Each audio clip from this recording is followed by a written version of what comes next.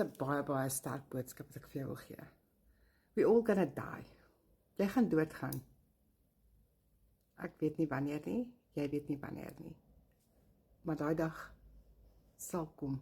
Dis die enigste fak wat daar is in die lewe, is you get born and you will die. En net liewe Jesus weet wanneer is daai dag. So, al wat ek wou gehad het in my lewe, of al wat ek wil hê in my lewe, is dat my familie wat ek agterlos, okay sal wees. Want deur my hele leefbaan was ek nog altyd daar vir hulle. So sou daar iets met my gebeur, moet ek weet hulle is okay. En dis hoekom ek hierdie keuse gemaak het om nie op te gee nie.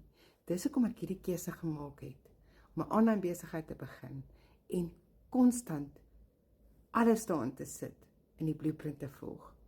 En vandag, na 3 maande, 'n beter lewe en sukses vir my vorentoe sien as wat ek in die afgelope 17 jaar in corporate gesien het.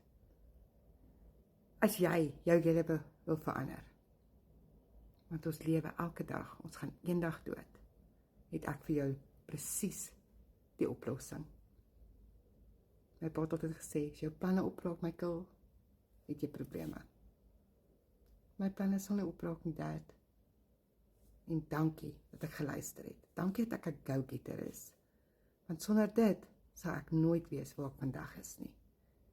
So as jy presies dieselfde voel as wat ek voel vanaand en nie gaan opgee nie, en sal belê en invest en committed wees, glo my, oor 3 tot 6 maande gaan jy soos ek voel vandag en nooit weer terugkyk nie.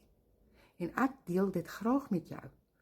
So gaan na my bio en sit in jou e-pos of kontak my persoonlik op 'n voice note of op 'n video call en ek deel hierdie amazing opportunity wat jy in 2025 online kan doen vir jouself, vir jou familie. You deserve this. Glo my, you do.